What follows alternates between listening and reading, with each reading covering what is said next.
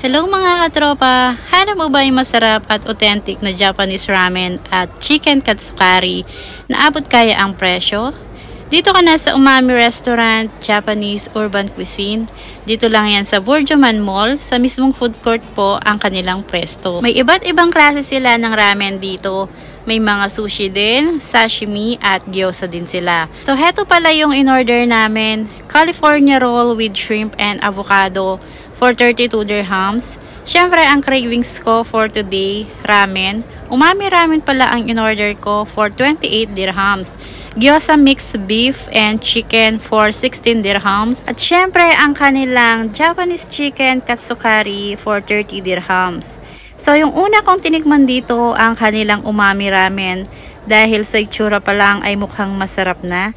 At hindi nga ako nagkamali dahil yung sabaw niya napaka-flavorful. Saktong-sakto lang din ang timpla. Hindi maalat at hindi rin matabang.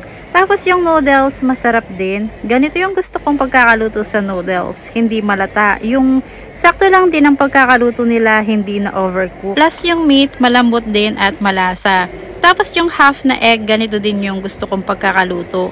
Lalo na kapag noodles ang kinakain ko, yung malasado lang ang pagkakaluto. Tapos yung tipong imimix mo yung egg yolk sa noodles. Kayo mga katropa, ganun din ba ginagawa nyo kapag nakain kayo ng noodles?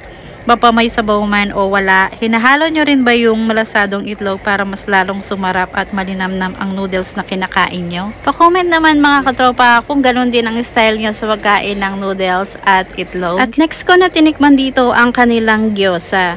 Mix yung in-order pala namin, 3 pieces na chicken at 3 pieces na beef.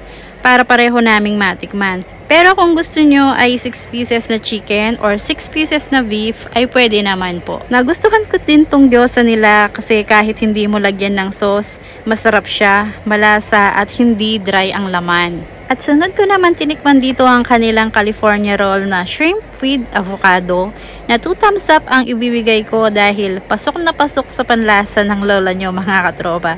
Kaya 2 thumbs up ang ibinigay. At syempre may iba-iba din silang flavor ng sushi roll dito. May prawn tempura roll, salmon and tuna roll, vegetable roll at cucumber roll. Kayo na pong bahalang mamili kung anong roll ang gusto nyo mga katropa. At ang panghuling tinikman ko dito ang kanilang chicken katsukari na talaga namang ako'y napaibig din eh. Ay pagkakasarap naman talaga eh.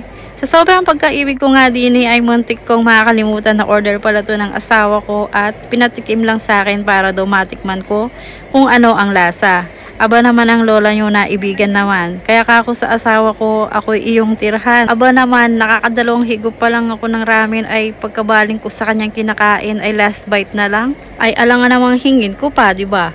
Kaya kakoy pag take out mo na lang ako nang pagka-uwi ng bahay at nagutom yun ang kakainin ko. Aba naman hindi pa nga nababa ang kinain na ramen, sushi at gyoza ay pagkain na ng katsukari ang iniisip pagka-uwi ng bahay. Ay siya kapag ho gusto nyo kumain ng Japanese food na swak na swak sa budget ang presyo ay dito na ho kayo kumain. Mas sarap ho ang pagkain nila din. Ay siya hanggang din na lang ang ating video at kung kayo napaibig pa like and share naman mga katropa. Maraming salamat po.